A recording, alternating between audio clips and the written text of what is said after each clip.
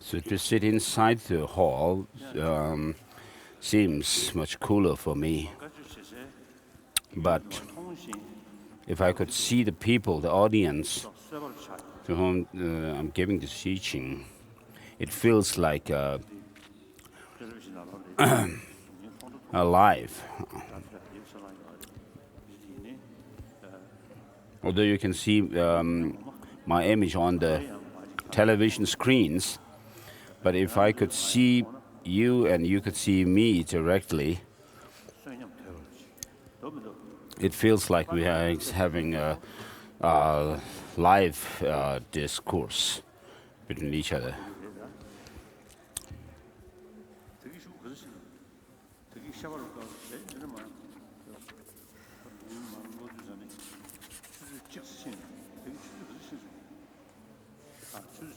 How many hours did I spend on reading the text? For about 1 hour after the initial introductory talk. So I covered around 20 pages. So perhaps I could finish 50 pages in a day.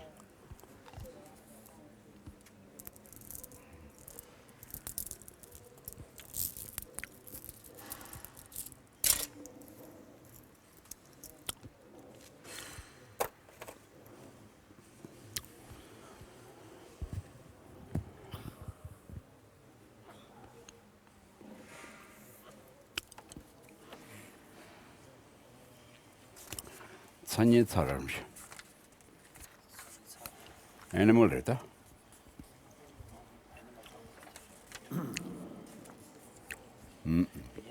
If you have the blue book published by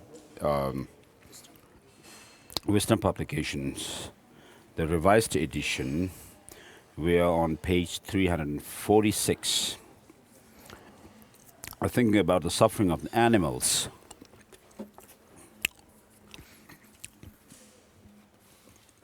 We are not going to read the English, each and every word, because we're not able to catch up with His Holiness at all, so we'll just try to cover the outlines and read some parts.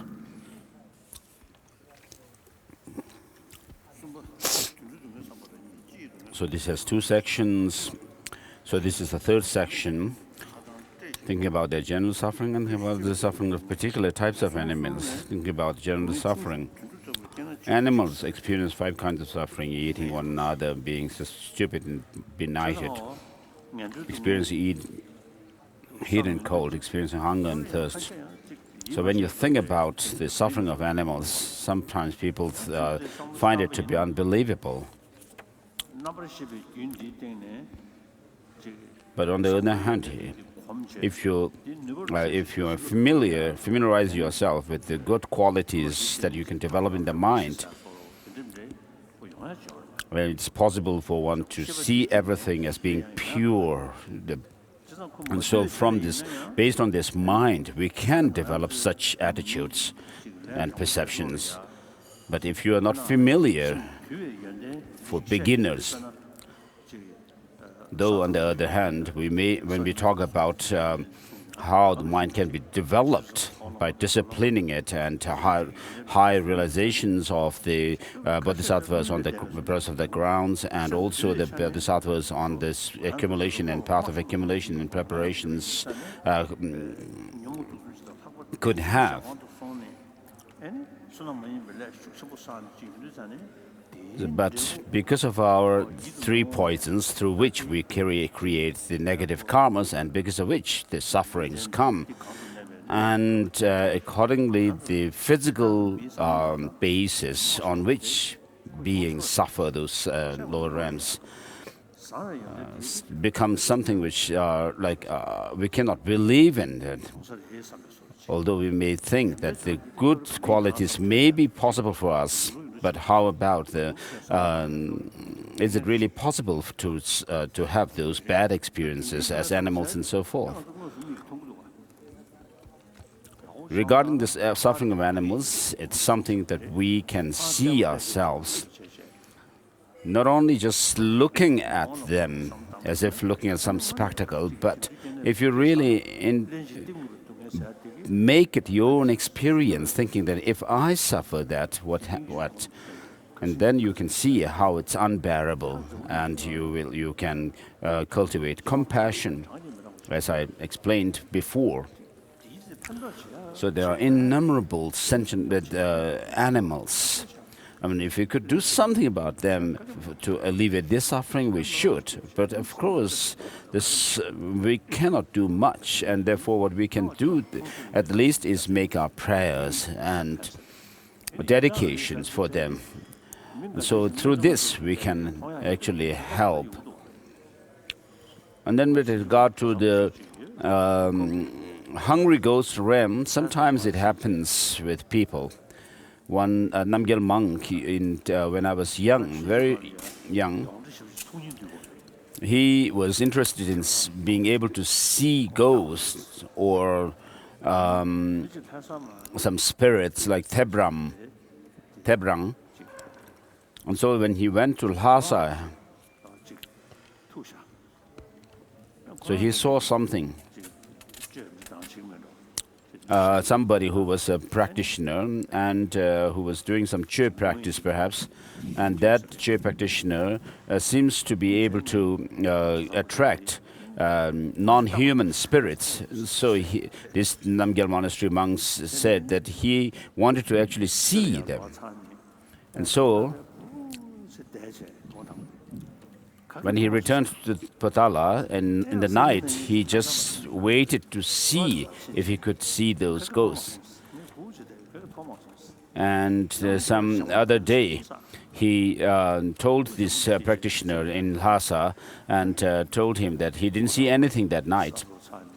And then this practitioner gave him a hat and gave him the hat to wear in the night. And he wore it, and when he wore it and waited for a while, after a while, the wall, of course, from the windows of the Namgyal monastery monks in the Potala palace, of course, it's if you look down, it's all precipice. So he saw a very pale-looking being who actually came to the window and was looking up. Looking at him from outside. Of course, there was no place where the ghost could stand like normally. But and then there is another story that I have to tell. In Chating or some Kham region, one Lama was actually blowing the horn in the night, without any lamp, offerings of lamp, butter lamp or anything. So since it was dark, so when people in that place who were receiving teaching from this Lama, so there used to be a case story that many ghosts and different spirits came and actually touched on the head of these disciples, human disciples who were receiving teaching from. So Simga Chotimpa, he told me this happened, and so this Rinpoche said that this Rinpoche to the left of His Holiness says that that Lama was actually from his native place. So Rinpoche, can you do that? Can you actually attract the ghosts by following this practice, lineage of the practice? So the reincarnation of that Lama,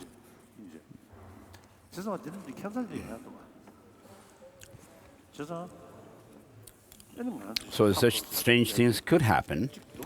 And when we see the people going into trance, possessed by some gods, I mean, there are things like that. So animals are something that we can see, but regarding the other sentient beings, like the hungry ghosts and so forth, they also do exist. So I don't know if all of the things that are described in the text exist, but generally speaking,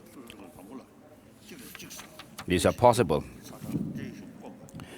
And experiencing hunger and thirst and being exploited or made to work. The suffering of animals are the least of the three lower realms, yet in such rebirths they eat one another and suffer. Animals with huge bodies, sea monsters and the like, have bodies with yojnas long. Some sea monsters have types of fish, others whales.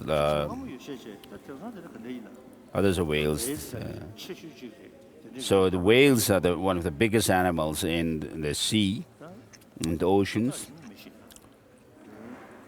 that are capable of swallowing them. I don't know, His Holiness is saying, I don't know about the yojanas, which is the measurement given here, have many bodies, many yojanas long. So yojanas are like roughly leagues.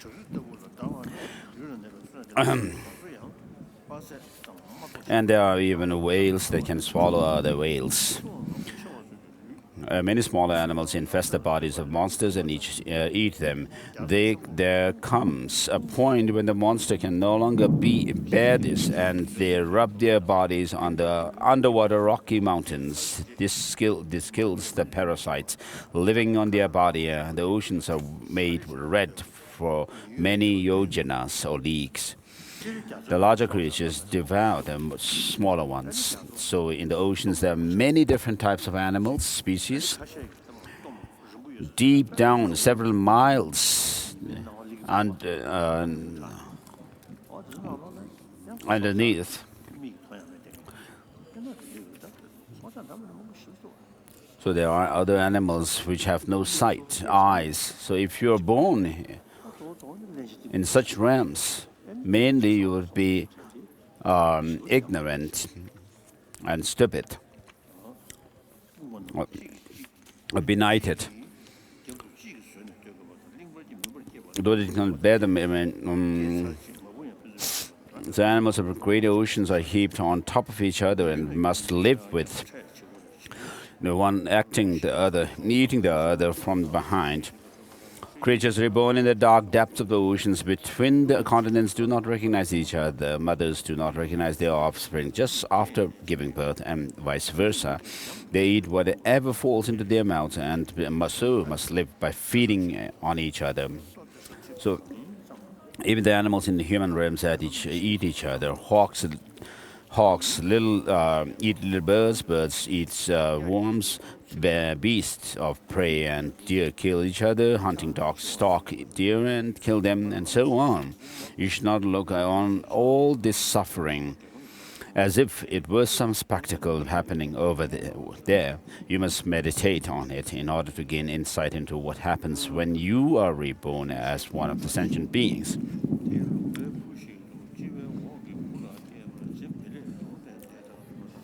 And so forth, and then Jangchup told us more of the inconceivable sufferings they experienced. Page 347. Once a Lama picked a long red worm, a worm in his hand, and asked, "Aren't you a Kampa monk?" "I am," it said in human speech. "We cannot be certain we won't be reborn as such worms." One can cite this story. The father of Bumbo villager died, and Milarepa predicted that the father would be reborn under the piece of a dung in the valley's height. We might wonder, how could we ever get such a rebirth? But this might be in fact only an hour away. When we are reborn as worms, we have to live wriggling under the ground just to keep breathing, or we might get eaten by birds. But even if there are our upper half, still we would not die. Our lower half would continue to wriggle. How can we be certain that we will live like this or not? Even if we do nothing else, we must work hard at preventing our rebirth in such base state.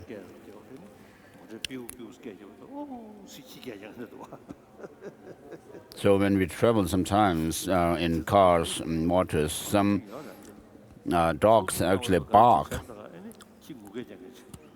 So when sometimes in the monasteries, when the musical instruments like horns are blown, some dogs also howl. So this was a comment regarding our dogs coming, and for no reason they act like a demoness has come inside.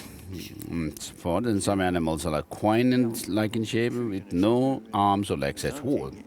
Once a Lama in Thakur regularly received butter from one family. They sponsored him and meat one from another, but the Lama had not consecrated them. He died and was reborn as a she-yak that used to give a lot of milk in the household of the family that offered the butter. Later, the yak fell down a ravine and a river carried it off. So when you have created your own karma, the karma will not give you any exception. So for me, someone like me who has the title of the Dalai Lama, this could happen. So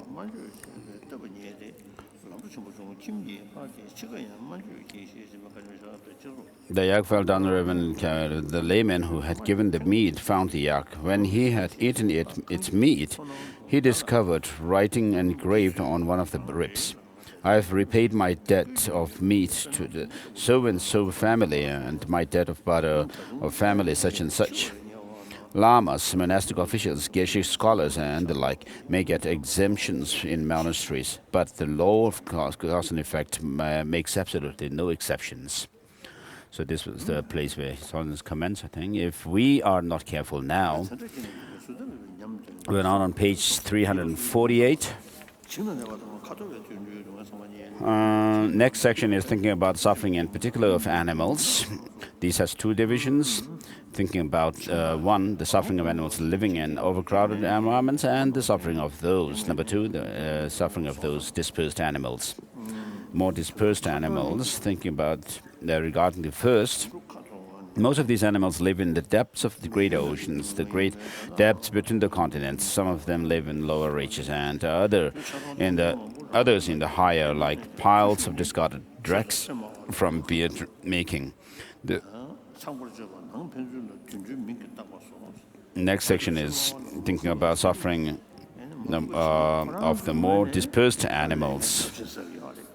So when people disrespect people who are giving teachings, they are creating very grave negative karma. So if we also, while wearing the monastic robes, disregard others, then it's not good. Making people to disrespect the monastics. So if you wish to live as a monastic, you should do whatever is necessary to keep up with that. If you can't, if you think you cannot, then you should leave the robes and live as a layperson. And once I met somebody from Tibet, and he had put on a very clean robes, monastic robes, but had hair also. So if I told him, judging by your hair, you look like a layperson. Looking by your robes, judging by your robes, you look like a monk. So I say this directly to people. So I have no way to tell whether the person cut his hair or he left the robe. As if saying that whatever you say, tell me, I'm going to go back to my native place. I don't care. So we should be very careful and when wearing the robes to be. So even if you may not think you are creating, you may not regard or have any regard for creating any negative karma, but you are giving opportunity to other people to criticize the teaching of the Buddha. And the Chinese used to say that the monks and nuns are the people who actually oppress other people. And when I first visited Mongolia, there was the USSR still existed. I visited one in Mongolia. I visited one museum, and there was a drawing or art which depicted a monk in monk's robes, but with a huge gaping mouth, and into the mouth are people.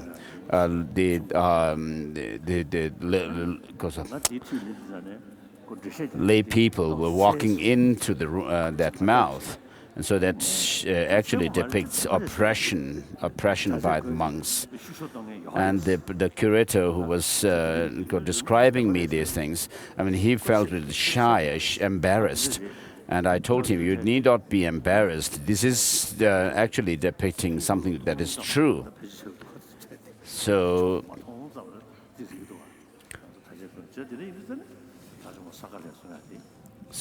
for the monastics, the Arhat Sagalha has said, make your life, this human body, a meaningful one through meditation and practice and study, and you should not be content just with wearing the robes. And so this has to be taken as an advice for us. So who are wearing these monastic robes, we should check whether by wearing this we are actually serving the Dharma, contributing to the Dharma, or being disgraced to it.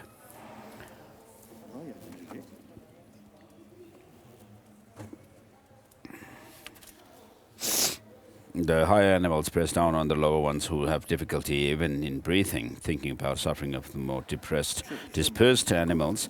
There are other animals in human realms, and they have limitless ways of experiencing suffering. We have all possible costs for taking these rebirths. They are still powerful and many in number. The most powerful of them are, for example, being disrespectful to the Dharma and its exponents and celibates, calling each other animals. These are illustrated by the story of Manav Kapil.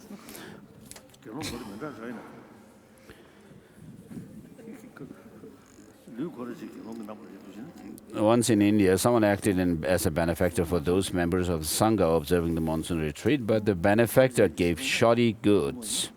He was reborn in foul-smelling mud as a swarm with a monk's head. So what does that mean, monk's head, being with a monk's head? So does it mean that the worm had shaven head? I made a joke earlier.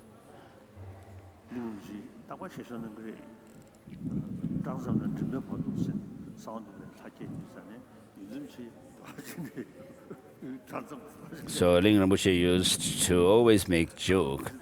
When we do the sadhana of Gwe Samaja, it mentions that when it comes to imagining the deities on one's body, from the crown to the throat, you have to imagine such and such deity. And so one time, one Lama said that monks having bald head and also with beard and also goiter.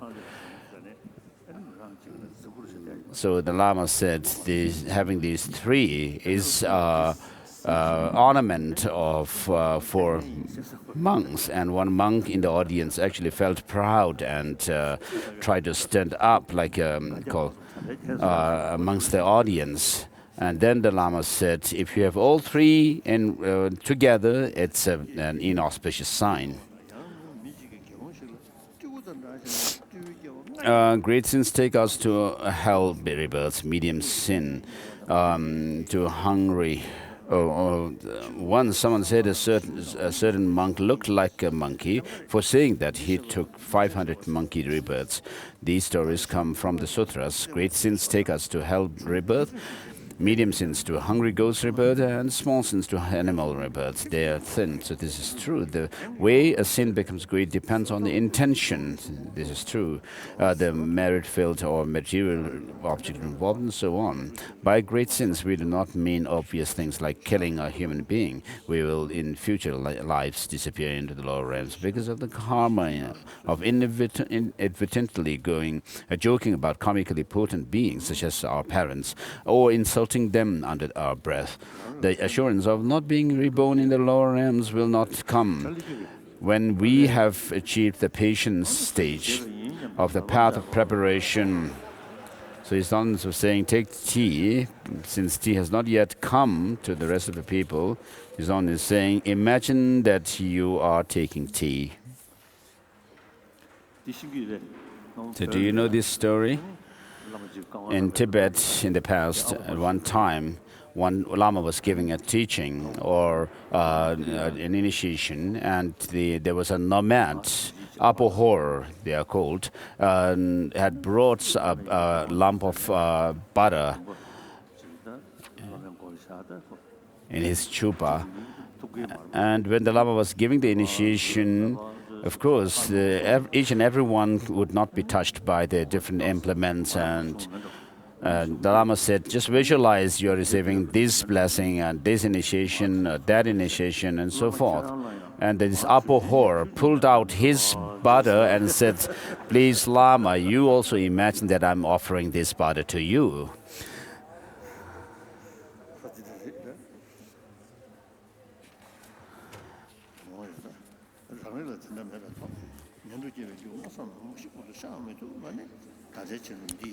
The treasury of metaphysics says those who have gained the patience stage will not fall into the lower realms. This does not apply to us.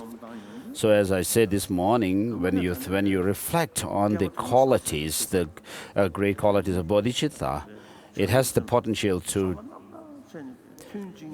purify negative karmas that you have created over eons. And so when you have this bodhicitta and even meditated on a few for few moments, it really helps. And Aryadeva has said, even if you doubt about have some doubt about emptiness, having critically thought about it, I mean, that doubt can turn the samsara wretched. And so, with bodhicitta, whatever merit you can gain or create, they will help to purify negativities.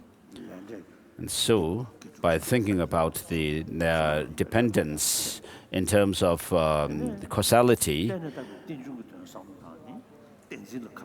you think of avoiding the negative actions and adopting the positive ones. And by thinking about the reality of dependent origination in terms of dependence, in terms of designation, then you could create the causes for liberation. So if you could, Gadampa masters used to say that bodhicitta can help in purifying negativities as well as accruing merit. And bodhicitta will give us long life and more friends and peace of mind. Whether you wish short-term or long-term happiness and benefit, and of happiness for oneself or happiness for others, you should cultivate bodhicitta. If you're not able to cultivate it, it's a different case. But if you can, you must put every effort in cultivating bodhicitta, this altruistic intention. So especially those of you who are studying philosophical texts, the great texts,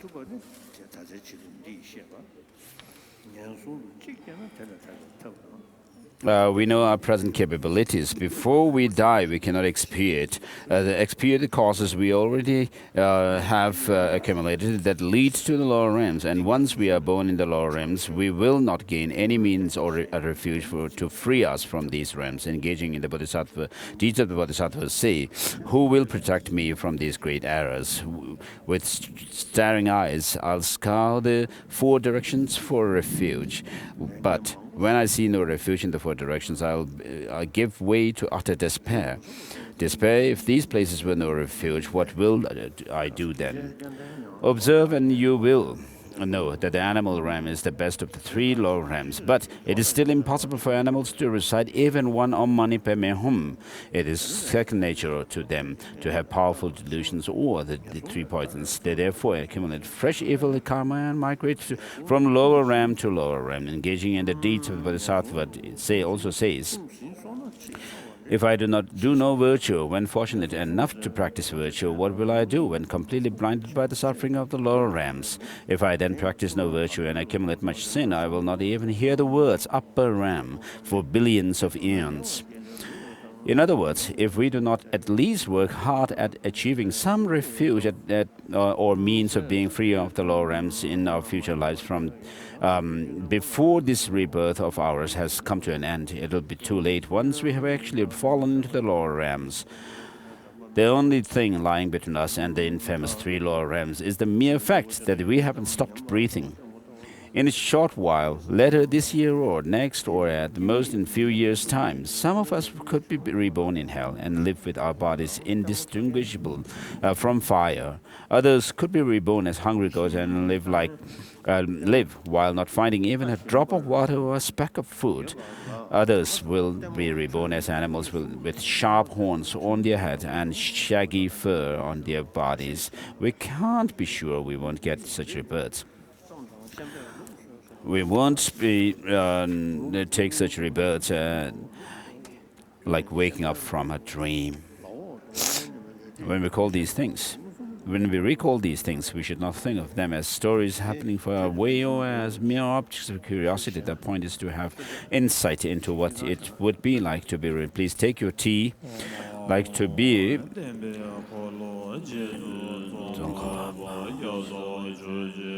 This is grace for the tea with prayer to Je Tsongkhapa, Gyetsab Je, and Kedrup Je, and the first Dalai Lama Gyedrindrup, and Benjen.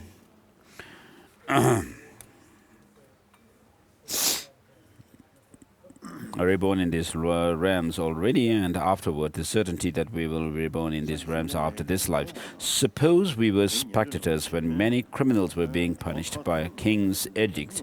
Then suddenly we ourselves were seized, led from the mob, and received punishment like the criminals before us. Similarly, now we just feel that many sentient beings undergo such suffering in some place called the lower realms, and we look on with curiosity, like watching a butcher at a sheep slaughtering yard.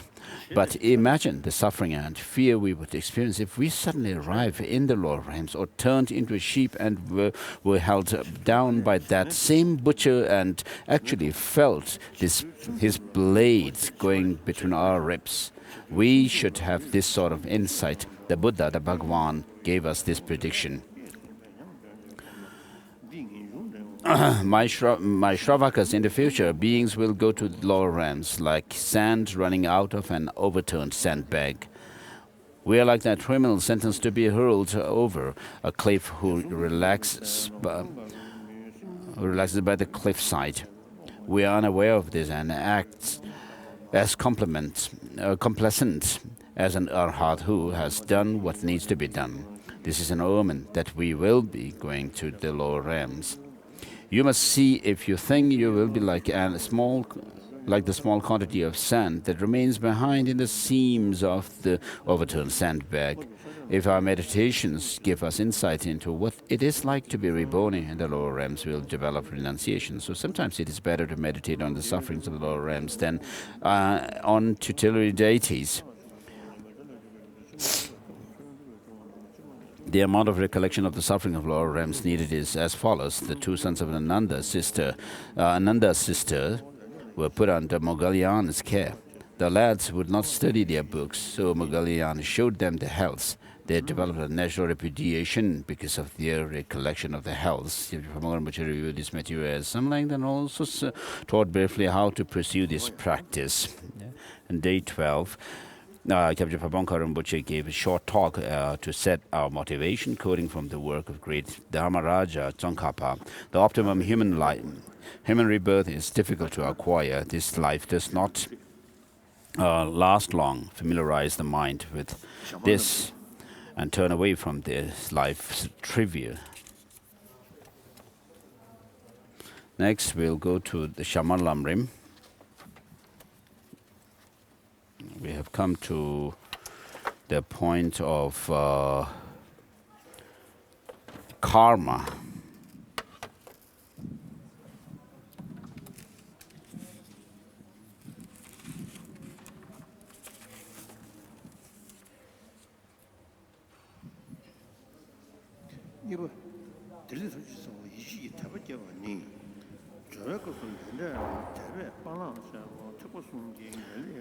So second, cultivating the root of all pleasures and goodness, faith of confidence. In terms of the preparatory practices, the benefits which were praised by the triumphant Buddhas again and again as the indispensable foundation of all the definite goodness and high status of the deities and humans, of the three vehicles which were practiced on the basis of the faith of confidence in the law of karmic cause and effect. Also, the disadvantages of the opposite of these is meditated upon as much as one can. Otherwise, the rest are all same.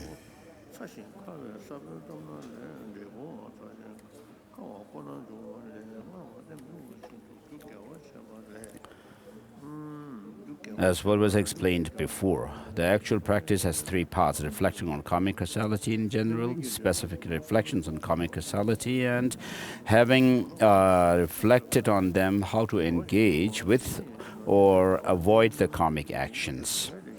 With regard to the reflecting on karmic causality in general, there are the actual reflection and the reflecting by dividing up into specific parts. The first has 4 parts, of which number 1 is the certainty of karma to bear its fruits. With regard to this, for example, if you sow the seed of sweet fruits like raisin, sugarcane, and so on, the result will also be sweet fruits and never any hot ones. If you sow the seeds of pipiling, perhaps tamarind, or dicta, something which is bitter in taste, etc., which are hot or bitter in taste, the result will only be hot or bitter accordingly, and never a sweet fruit. Likewise, if you commit a virtuous action as the cause, its ripened effect will only be pleasant and not pain at all. Conversely, it is utterly impossible for the non-virtuous action to bear actions you create to bear a pleasant effect rather than just a painful one. In that case, how is it that we experience bliss from the consumption of a flesh of sheep that has been killed? So there's a calm, and the answer that is given is, of course, the kind of pleasant experience is the ripened effect produced by some virtuous karma created in the past. However, since it comes as a result of killing the sheep as a condition, there is no contradiction even if it is accepted as an effect of a non-virtuous action committed by a living person.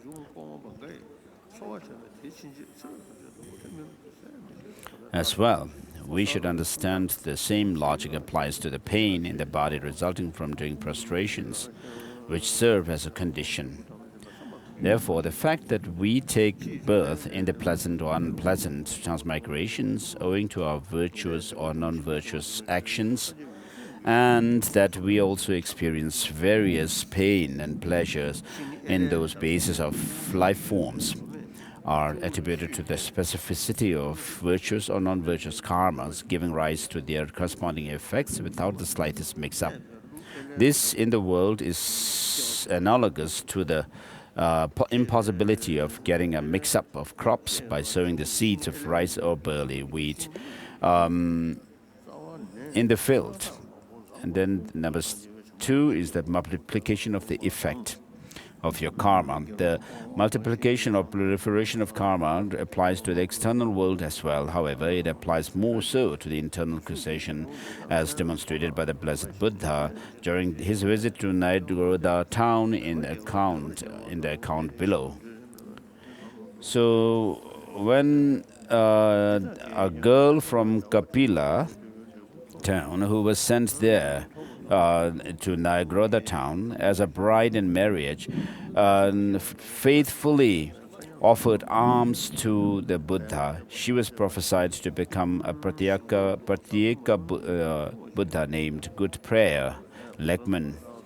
At that time, the groom, who was from a Brahmin family, didn't believe it and went forward to the teacher and asked, "Do you tell lie just for a meal?" The Bhagavan Buddha gave the analogy of the seed of a Nayagoda tree, which is only 1/4 the size of a mustard seed and which grows into a huge tree in the eastern side of the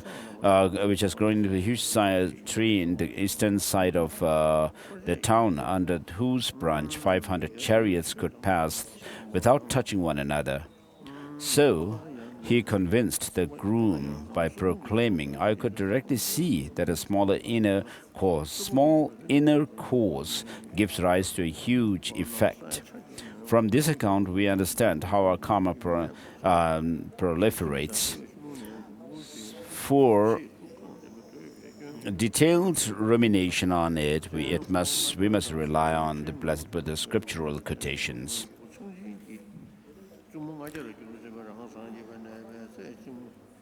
Regarding how a huge pleasant experience results from a small virtue, its cause, there is a story which happened during the time of the disciples of the Buddha Vipassin.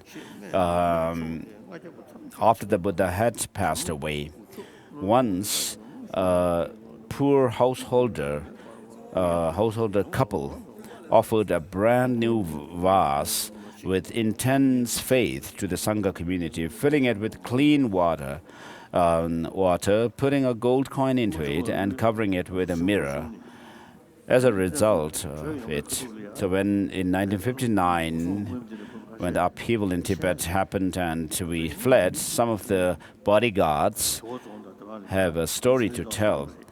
In Toazong and some places there was fighting between Tibetan and Chinese soldiers.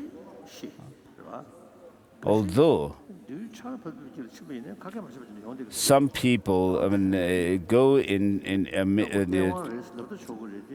pass through a place, an area where the Chinese were shooting bullets, like raining a shower of bullets.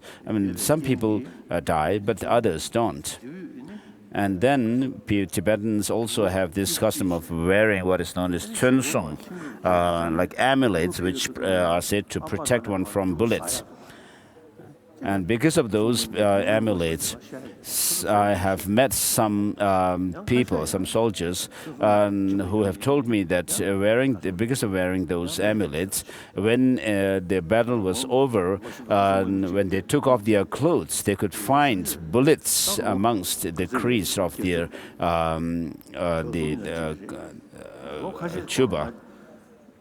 So someone is now about 82. And until about some years, he used to come to the Tsuglakang, the temple in Dharamsala. So about 2 or 3 years ago, he told me that he was 78 or 79. And I asked him, "How long will you stay?" So he told me, "I'm going to stay 3 more years," something like 3 more years. And still he's alive. Quite true. So he was in Toazong during the fighting with Chinese. And so he had also an amulet. But he was injured with a bullet. So when he felt something strange in his leg, he just felt himself in that area, and he found it was bleeding. He was bleeding. And then he said, this protection amulet, like.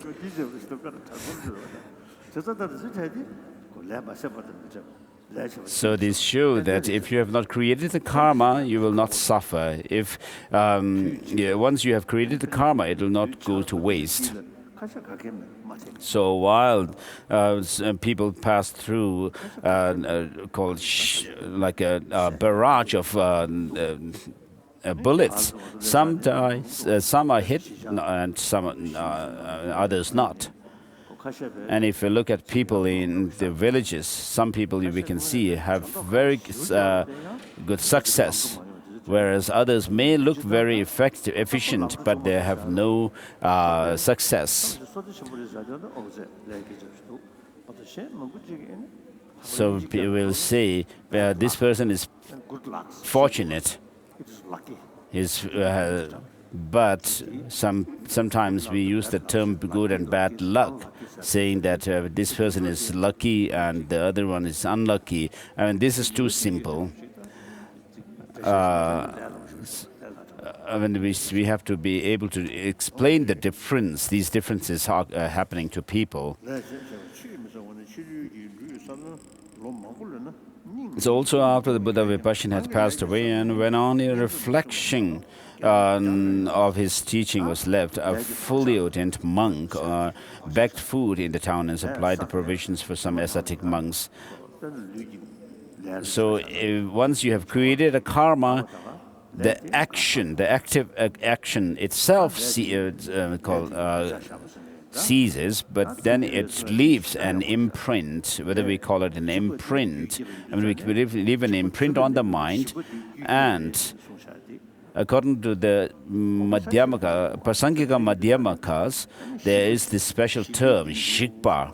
And so the shikpa of the disintegratedness of the disintegration of the karma still is left on the mind. And so even if many eons have passed away, since it's not any matter or the shikpa continues, and there's no way the shikpa has rots or anything like that. So as long as there is a continuation of the mind in us, the shikpa also of the karma remains. From then on, he obtained inexhaustible wealth and provision, akin to the gods and humans throughout his lifetime, and finally he was born in Kosala as the household Danjila.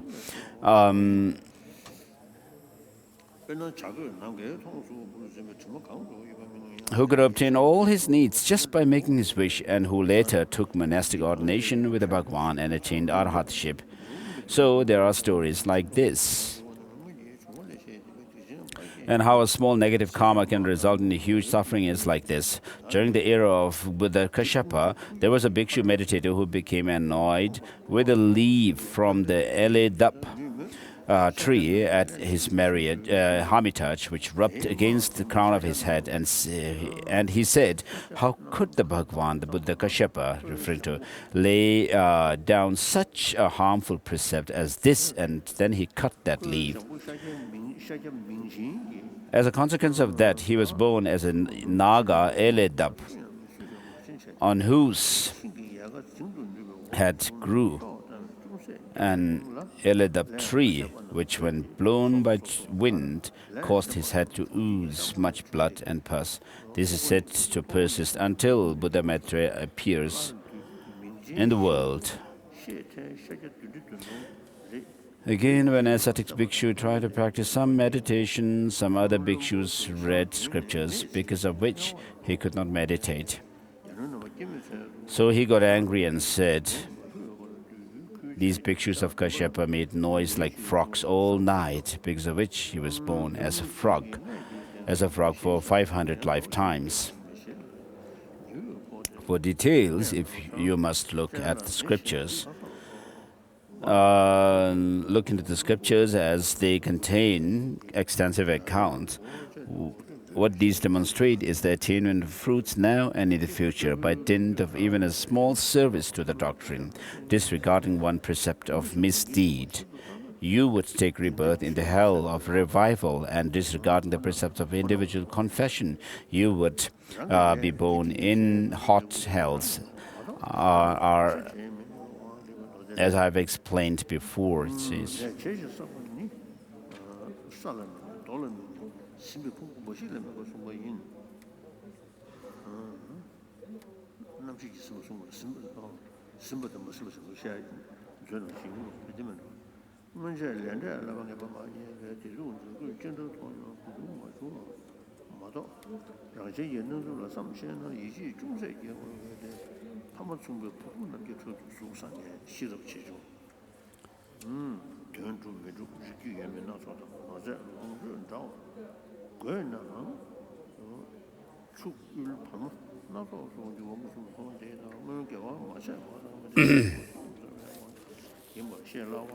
Not meeting with the effect if you have not created the action.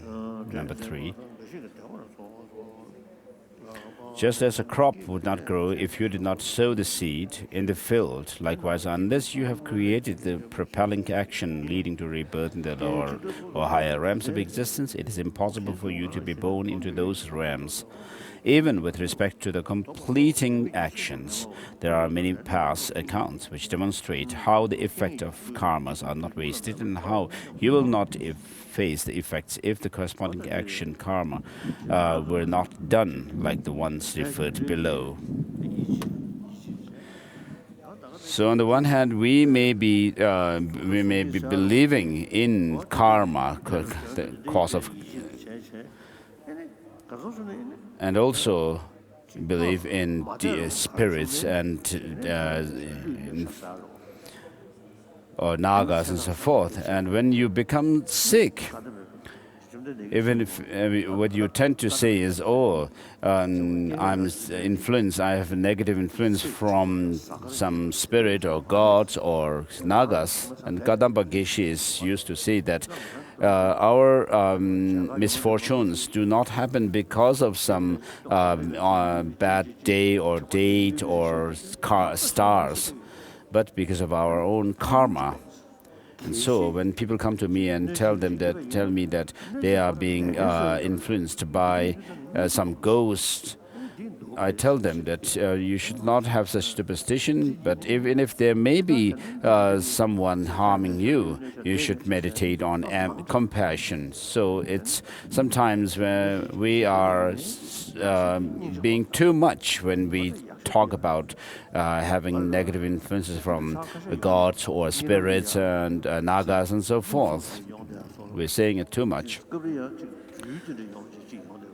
So sometimes when I see in my dreams some kind of a storm coming towards me, or some snakes coming towards me in Lhasa, when I used to say, and I was in my dream when I saw a small snake, I was saying, I said the Yamaraja mantra, and then the snake actually its mouth got torn away. Whereas in Dharamsala, I had a similar dream, and in that I was saying the Yamaraja mantra, some wrathful mantra, but it didn't help. And then I meditated on compassion, and it immediately went away, that obstacle. And in Dharamsala one time, during the time of Sakya, one of the ministers in the past of Tibetan government in exile,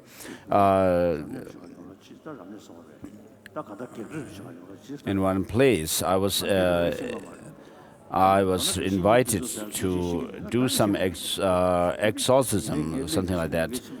I do not know any of these things, no prayers, rituals for exorcism. So when I reached that place, I meditated on compassion and bodhicitta. And later on, I heard that the negative influence from the spirit had gone away. So I felt that I was not a disgrace or that I had done something good. In Malaysia, one time, early on,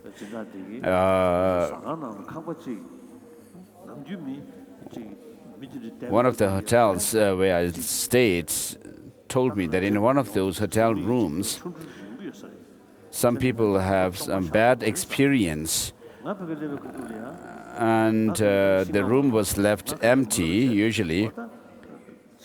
And when I and without telling me, they actually put me in that room. And afterwards, they told me that it became peaceful. The negative influence kind of got pacified, and they were able to use that to accommodate their customers.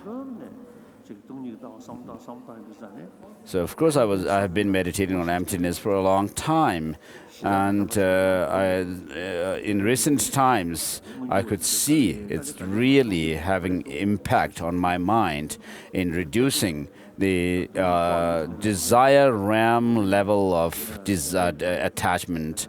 Of course, I don't say I have realized emptiness, because saying so would be tantamount to actually going against my vow, bhikshu vow of lying,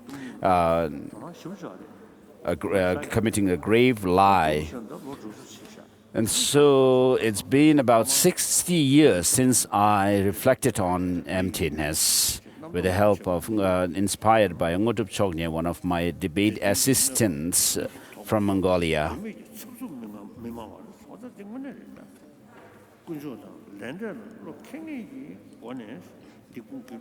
The story of how Tsokpo Chenin killed their religious father, and because we are still at the level of the teachings pertaining to the beings with small scope,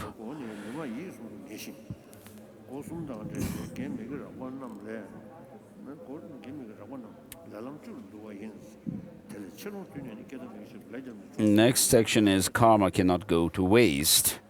If the external seed of grains are left for many years, they may not rot and not give rise to crops. But unless they may rot and not give rise to crops, but unless they are destroyed by their antidotes, it is impossible for the internal karmic seeds to become impotent, even after 100 eons have passed by. When, therefore, they meet with the right conditions at the right time, their ripened effects will inevitably rise. For example, while the eagle is flying high up in the sky, its shadow will not be visible, but when it eventually lands on the ground, its shadow appears right under its body.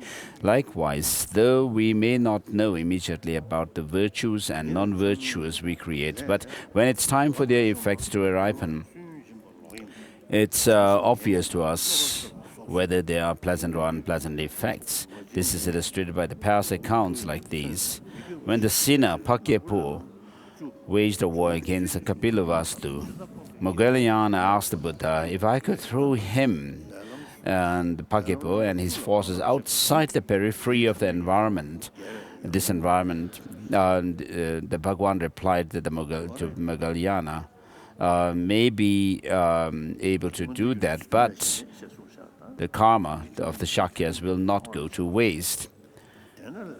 And so for higher rebirths, there is no other real actual cause than keeping morality, than keeping the morality.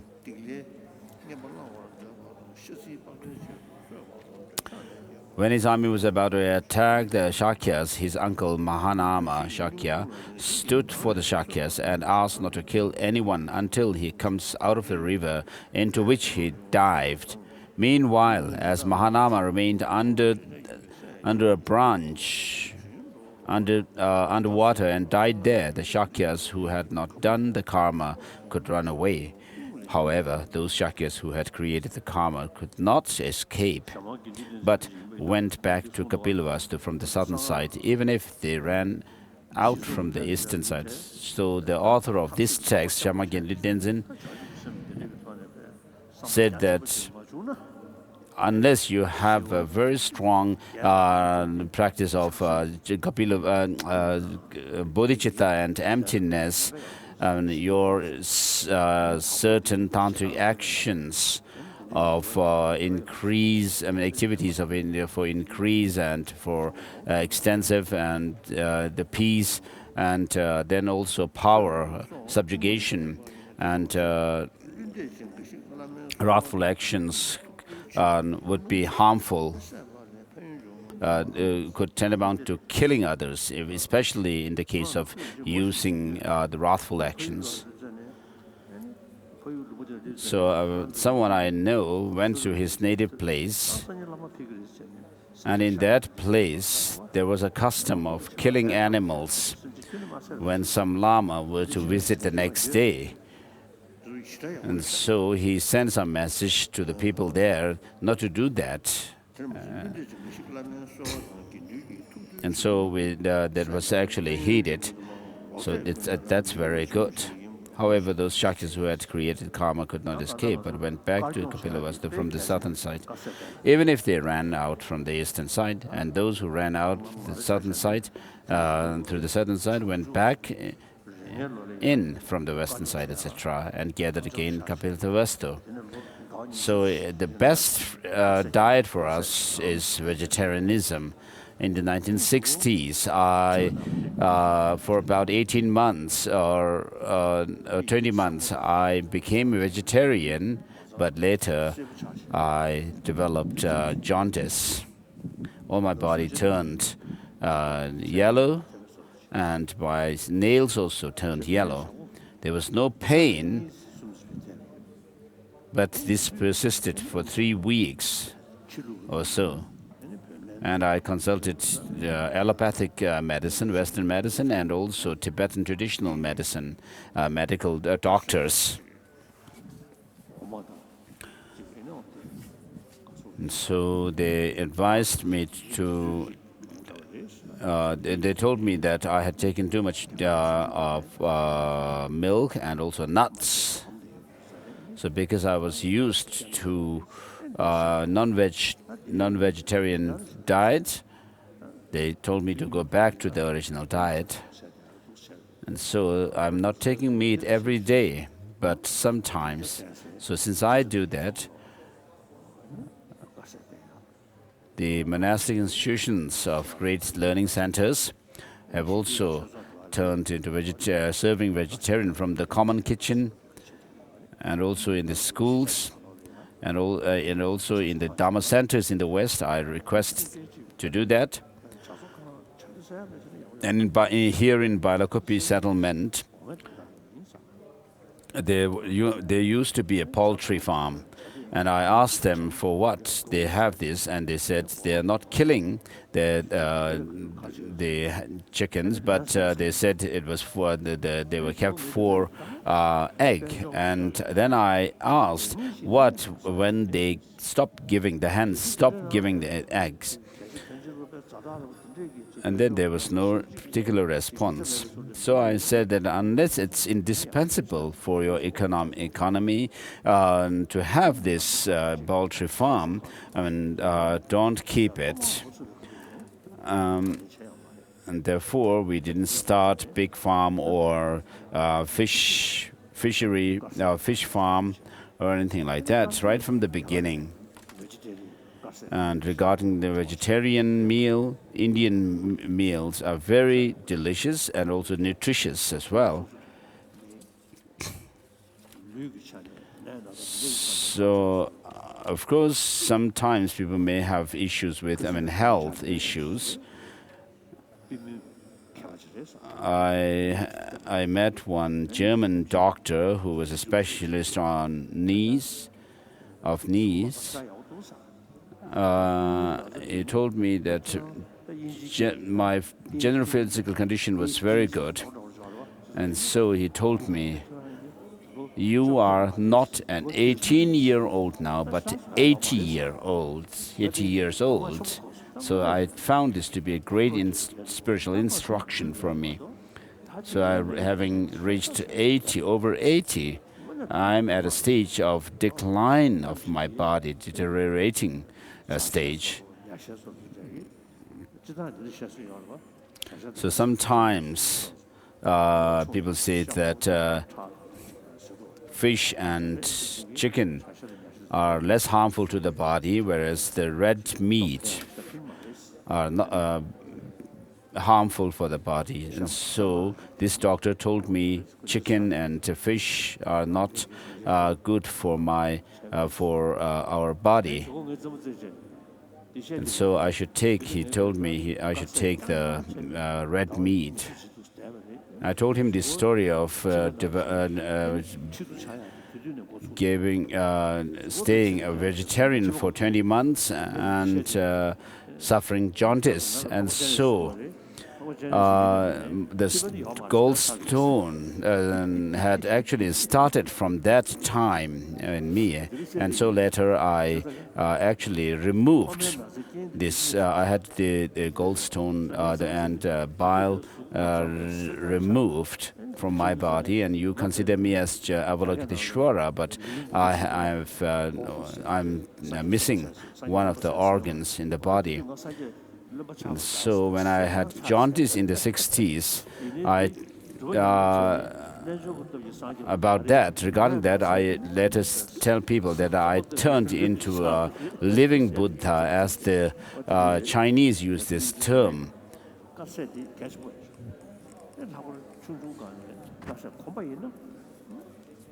So vegetarianism is really good. If your body get used to vegetarian meals, right, from a young age, it would be very helpful.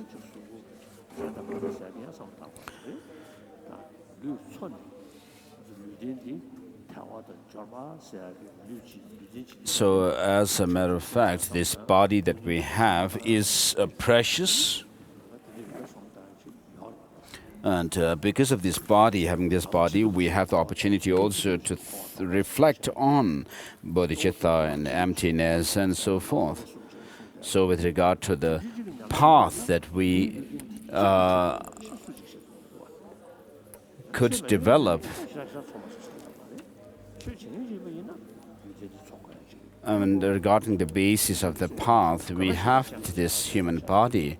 And as Bodhisattva Acharya Avatara says, we have to see the pros and cons of the situations and see what is the greater good.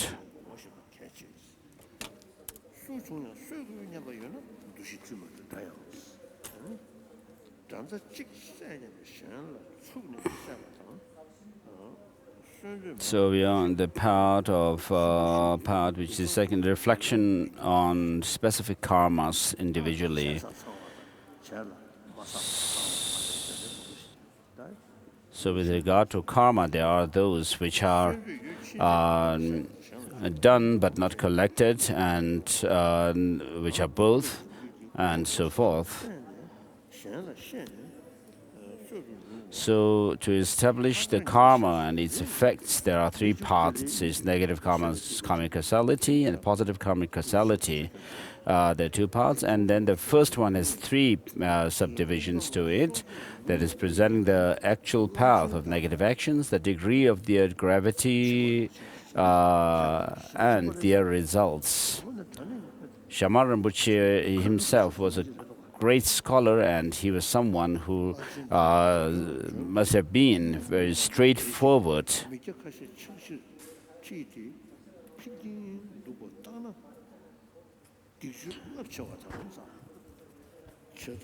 So this is about killing. When you intend to kill anyone, whoever it may be, it does not make a difference whether your recognition of the other being is mistaken or not.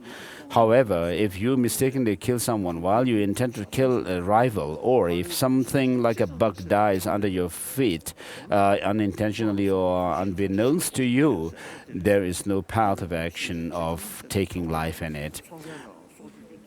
Once there is an intention to kill,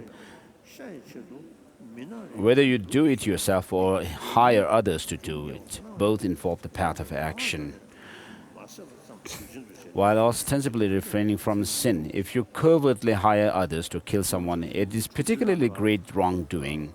Though monastics are prone to committing the less of severing others' lives, when big lamas journey to benefit beings, they also herd a number of sheep and cattle and a few lay people with them. And judging from this, they are acting in a gravely sinful behavior.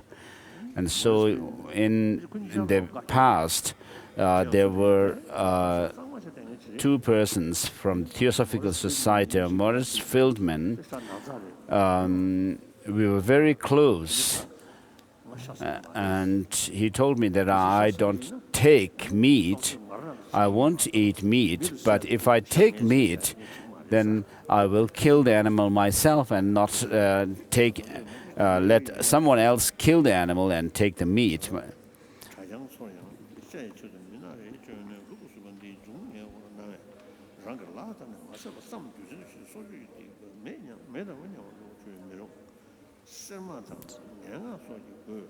Knowingly urge, as also if you have knowingly urged to do business and to journey to for that purpose and so on, to hurt animals, sentient beings, the negative action fully qualifies as a karma of killing, which is both done and collected. Some people sell large numbers of their poor, feeble cattle and sheep to butchers, or engage in fur business involving killing thousands of baby sheep.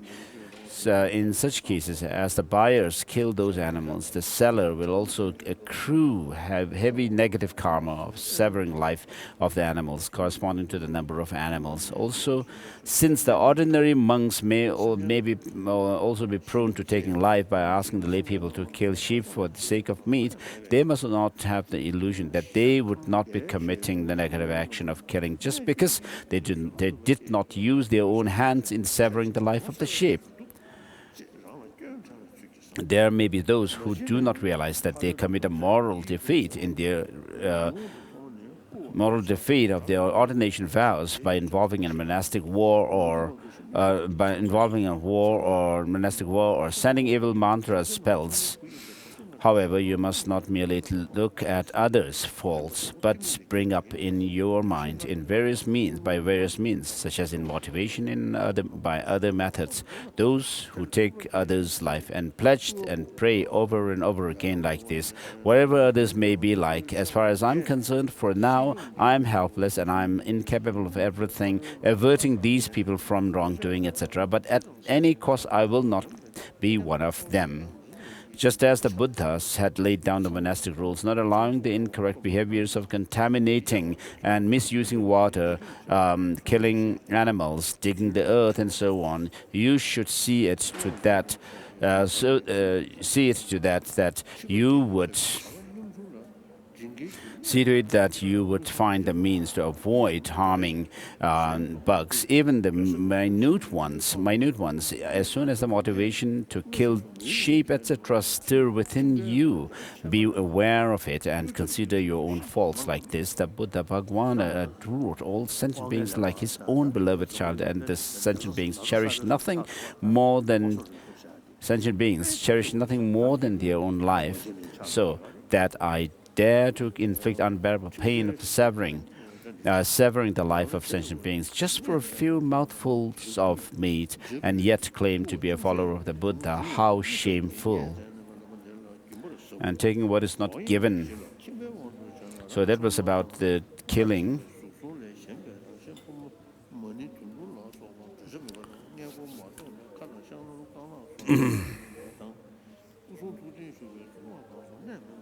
Stealing another person's material possession by finding it beautiful is stealing out of attachment.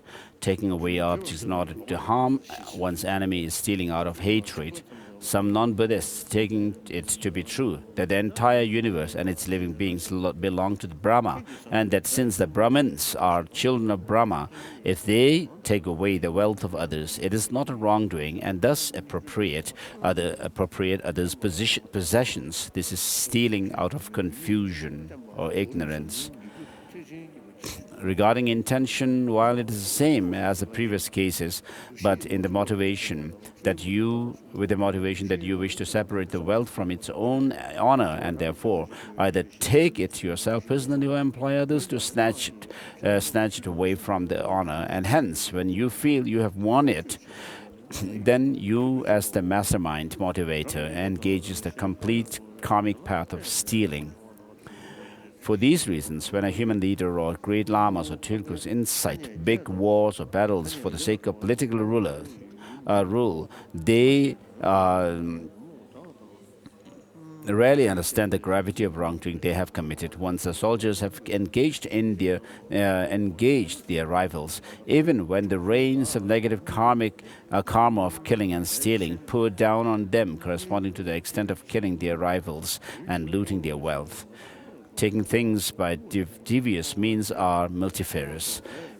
Taking possession of things through conceit, such as what was lent to you or deposited with you for safekeeping, when doing business, deceiving customers by overcharging the commodities, or by installing crafty tray and sung weighing instruments, or when an incumbent head or proctor of a monastery demands money from poor simple monks by threat of on the pretext of having violated the monastic rules and regulations.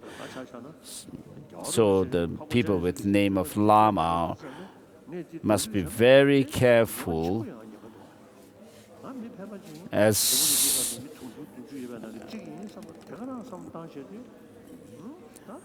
a Dalai Lama. If I take advantage of others and think that this is mine and so forth, it's really bad. Rather than that, if I think that I'm just a simple human being and just a Buddhist monk, a simple Buddhist monk, I mean, there's no danger of deceiving others. If I feel that I am the Dalai Lama and consider myself very important, give self-importance to myself, I mean, I'm the only one person. There's only one Dalai Lama in the whole world. Whereas if I think that I'm one of the 7 billion people, I can feel rather like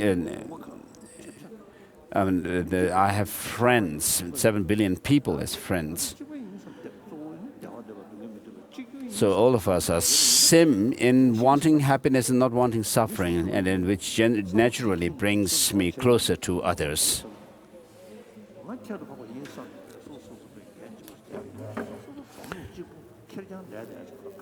So if I emphasize myself being the Dalai Lama and give self-importance to myself, I'll be left alone, and then there will be this feeling of loneliness. Otherwise, other people will not listen to when you order them to do things or that thing. Nobody cares.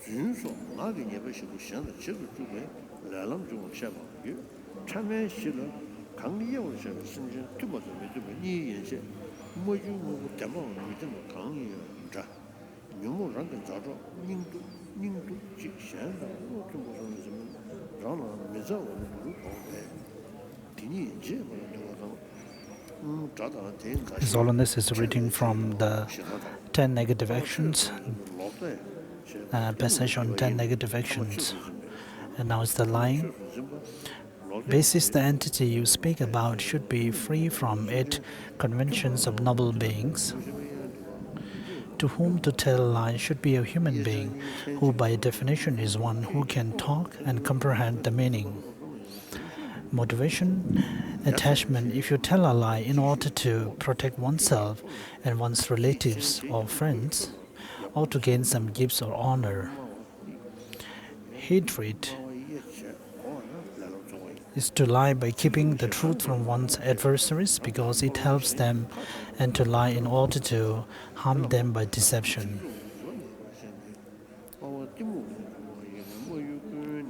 So the motivation can be also ignorance, telling lie by holding true what the Brahmins proclaim, that is, there is no moral downfall if you lie about the 5 important points. Then there is recognition, changing one's recognition from the 8 types, such as seeing meaning if you have seen something, but change your mind to say, no, I haven't seen it. When you speak in order to execute your intention to lie and the words come out of mouth or your body acts in which amounts to lying, another person also hears or comprehends your speech or physical indications, then you have covered the actual path of lying. If someone comes with an offering and says in his last words, the deceased person asked me to offer this to a bodhisattva, but I have no way to tell who a bodhisattva is. So I offer it to you, my Lord, please bless him. And without saying a word, if you accept the offering, it will be a big lie, so be careful. When caring for one's near ones and overcoming one's adversaries, doing business and making money, we are prone to lying. Particularly, these are bad times when charlatans and liars are more in demand than those who are wise and principled. Therefore, there are many who put out a strain of telling lies one after another about seeing this or that deity or spirit and deceiving other people. Therefore, those who follow everyone they come across could be prone to indulge in lying by making a mountain out of a molehill, claiming to have high realizations, what actually is an ordinary human experience. It's very difficult to tell this won't happen to such people. The 4 defeats refer to the first part of the 4 non-virtuous actions when done by a bhikshu, and they are parts of those 4 actions. The basket of Vinaya teaching recommends many precepts to stop committing these 4 defeats, and therefore you should practice whatever you can according to your ability.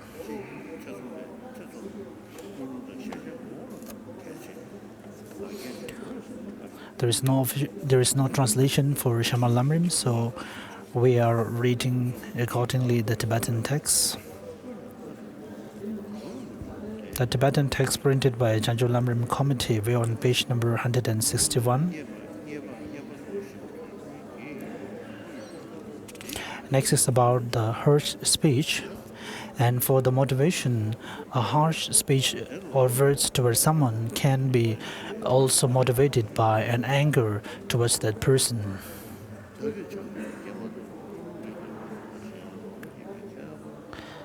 It can be also due to having doubt about other person. And there are some people also who claim that using harsh speech do not have any negative actions, which is all wrong.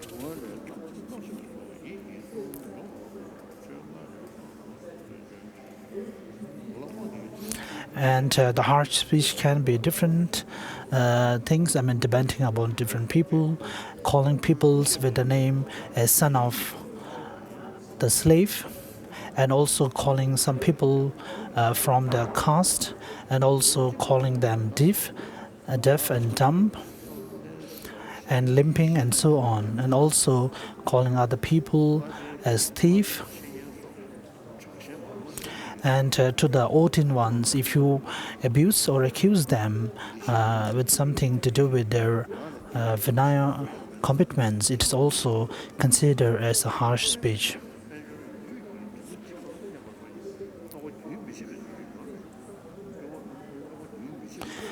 But if you do not directly indulge in those harsh speech, and if you do it through some other people, then it is not harsh speech. It won't be counted as harsh speech negativities, and it will be counted as mere gossip.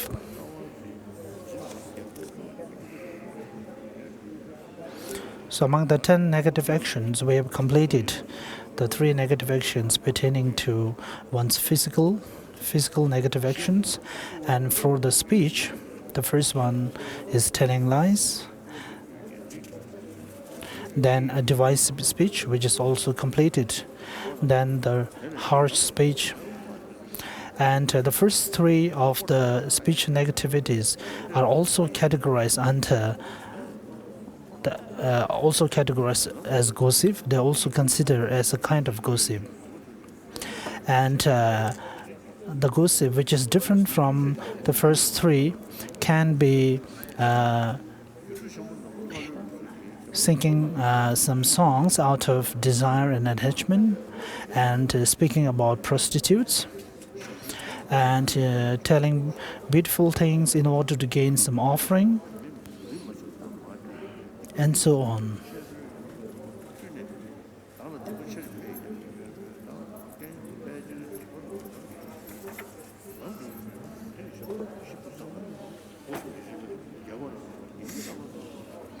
And even in reading texts, if you read without having devotion and faith to the Buddhist text, and if you read the non-Buddhist text, it's maybe also considered as one form of gossip. And even while reading the Buddhist text, if you read it without having devotion or faith, those readings, the mere recitation of the text will be also a kind of gossip. And even within the Buddhist text, even it may be categorized as a Buddhist text, but if the text wrongly presents the teachings of the Buddha, reading those texts can be also come under the negativities pertaining to harsh speech. And also the recitation of the mantras with the motivation and the main purpose to gain happiness in this world, and also for one's living, can be also considered as gossip. And in one of the texts, it's also stated that if you give any kind of teachings with the hope that you may get some offering in return, it also comes under this negative action. Therefore, it is very important to, even for the masters and Lama, to look at their motivation before giving any initiation or teachings. And gossip, the negative action of gossip or indulging in gossip, is considered as one of the main reasons to make your life out of the way and non-dharmic.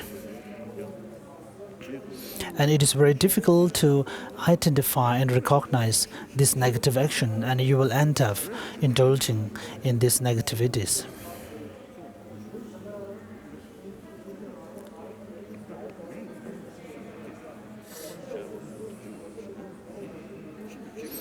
And the next one is the last 3 are pertaining to one's mind. And the first one is covetousness, and it has to deal with thinking about other people's other people's houses, other people's belongings, and thinking as if that could be yours.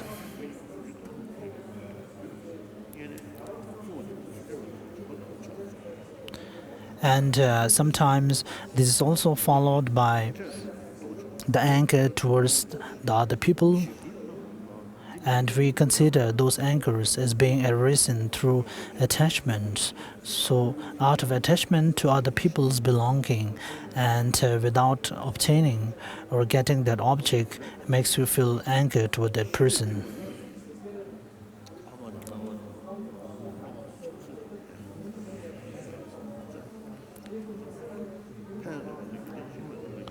And also for this negative action, of course, first there is need to have a motivation, then the actual action, and ultimately the kind of satisfaction towards the completion of that action. And motivation, according to Arya Sangha, is to look at or think about the other people's belonging, and mentally thinking that if you could have those things. And that kind of motivation can even increase with as your attachment to acquire that object increases. And as that attachment grows further and increase further, then it results in your action of actually stealing and taking that thing, the other people's belonging.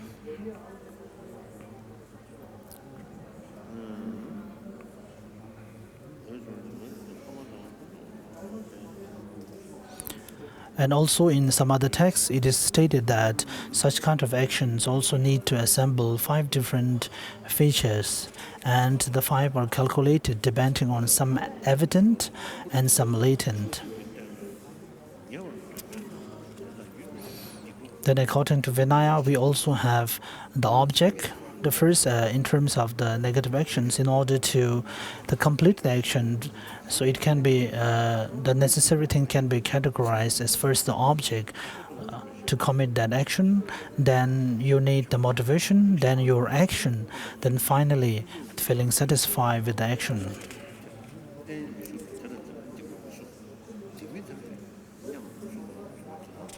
And for us who always are not concentrated and do not be aware of our own actions, it is very possible that such kind of a negative action will continue to come in our daily life.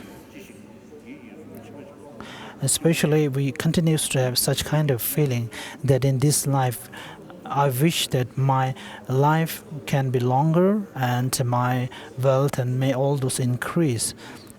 So we tend to have such kind of feeling in our daily life.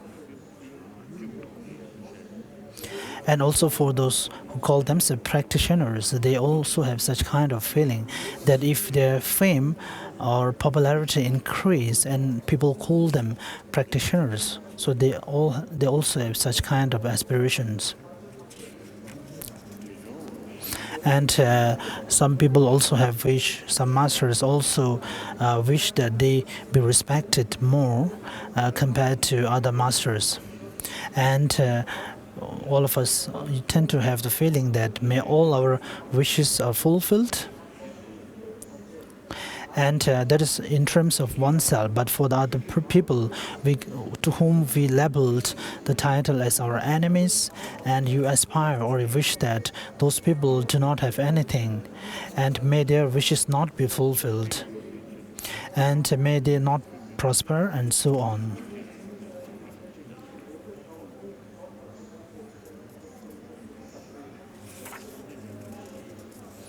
And next is the wrong view. And so the wrong view is the 10th of the 10 negative actions, and the wrong view arises from an ignorant mind, which is very easy, that we all will understood it.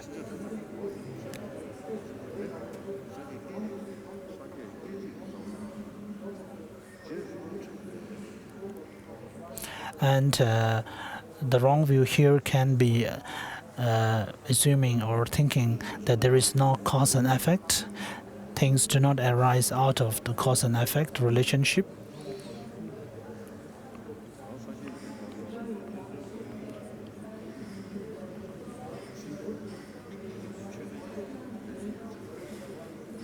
And also, the wrong view can also arise by the causes for the wrong view can be anger, aversion, and also ignorance, as discussed, and also attachment.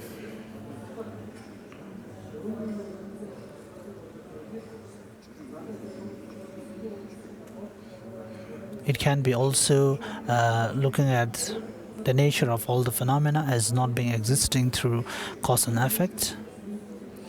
And this can be, as for all the other negative actions, to complete the action of the wrong view, to generate the karmic result as per the other negative actions. Of course, it also need to assemble all the other attributes.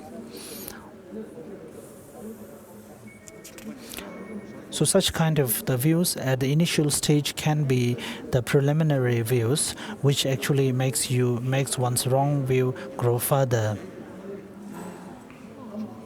So among the different kinds of wrong view, the one which considers the non-existence of the karmic and its result, and also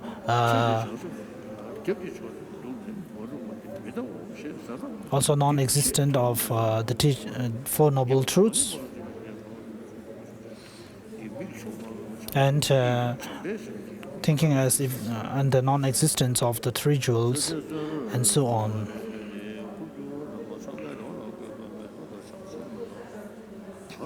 So these are the wrong views which assembled, if assembled, all the functions and all the attributes could result in huge negative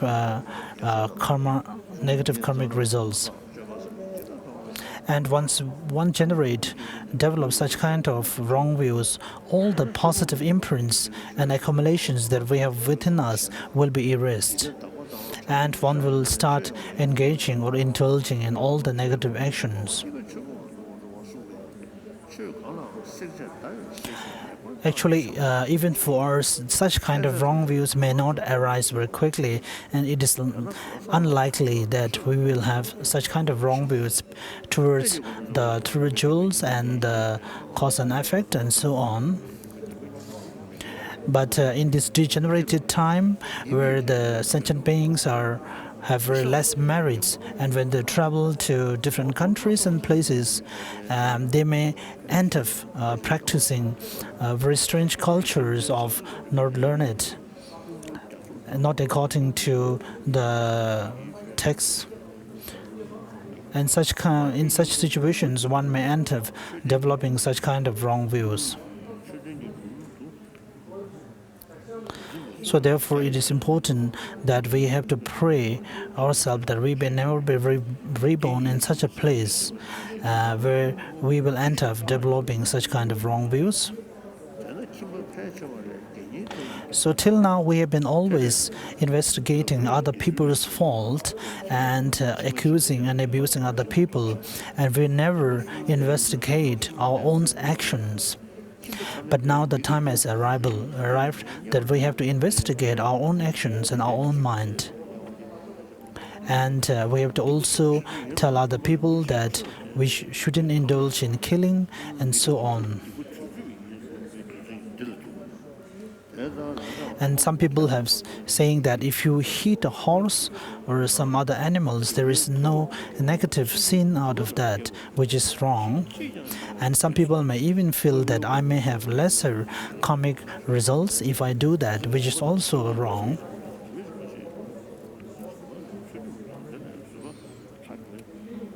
So the oneself and other people, as we know that it is very easy for us to indulge in such negative actions. So if we contemplate on this fact again and again, so when we walk into the society and market within the many people, it will be easier for us to control the three doors, the body, speech, and mind, and so we may end up doing less negative actions.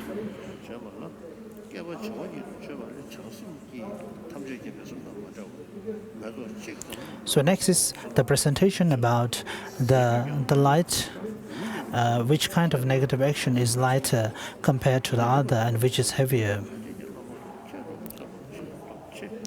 So the first is general presentation about the 10 negative actions and also the order of their lightness.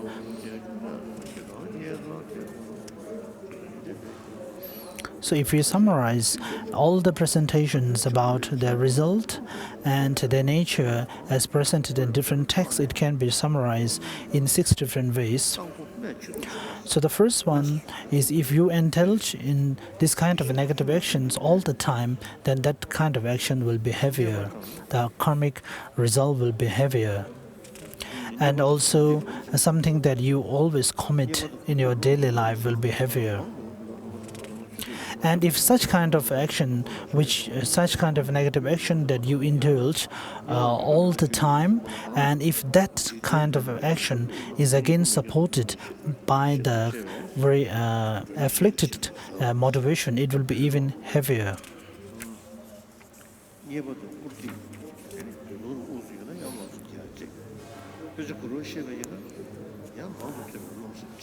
And we tend to generate pride towards us, if even for those practitioners, when they study and when they become a scholar, then they get attached to their own practice. So this happens to all the masters.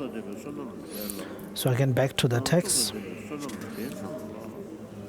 And of course, again, the negative actions which arises or pertaining to one's spiritual master and so on will be heavier compared to other.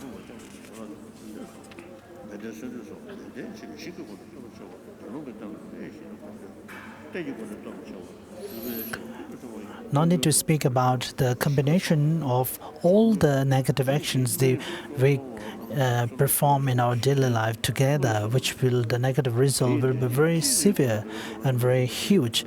But even for one single negative actions that you commit, and the result, if it is presented in front of you, it will be very huge. So I think we will stop here. It's almost 3 now. So I will stop here. I think we have covered quite a lot of page today. I think we are on 48. So almost we have reached 50 page target. So if we are able to finish 50 pages per day, then we will finish the whole text in 10 days.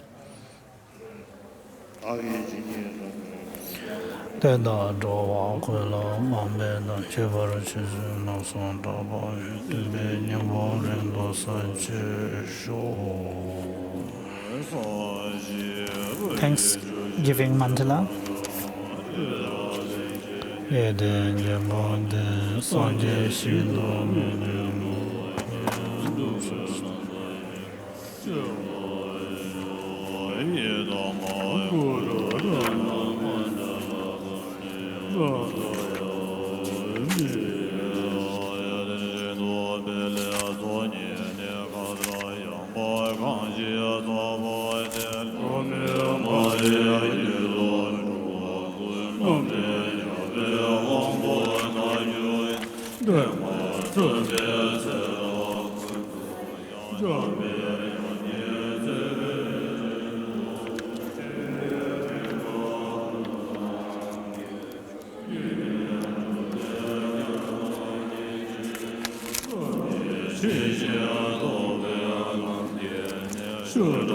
This is the final Lamrim dedication prayer. From my 2 collections was the space that I have amassed from working with effort at this practice for a great length of time. May I become the chief leading Buddha for all those whose mind's wisdom eye is blinded by ignorance. Even if I do not reach this state, may I be held in your loving compassion for all lives, Manjushri. May I find the best of the complete graded paths of the teachings, and may I please all the Buddhas by my practice. Using skillful means drawn by the strong force of compassion, may I clear the darkness from the minds of all beings. With the points of the path as I have discerned them, may I uphold the Buddha's teaching for a very long time. With my heart going out with great compassion, in whatever direction the most precious teachings have not spread or once spread have declined, may I reveal this treasure of happiness and aid. May the minds of those who wish for liberation be granted boundless peace, and the Buddha's deeds be nourished for a long time. By even this created path to enlightenment completed, due to the wondrous virtues granted of the Buddhas and their sons. May all humans and non-human beings who eliminate adversity and create conducive conditions for practicing the excellent path, and may oceans of prosperity spread everywhere. May the teaching of Buddha spread to all parts of the world, particularly the teachings of Lama Tsongkhapa.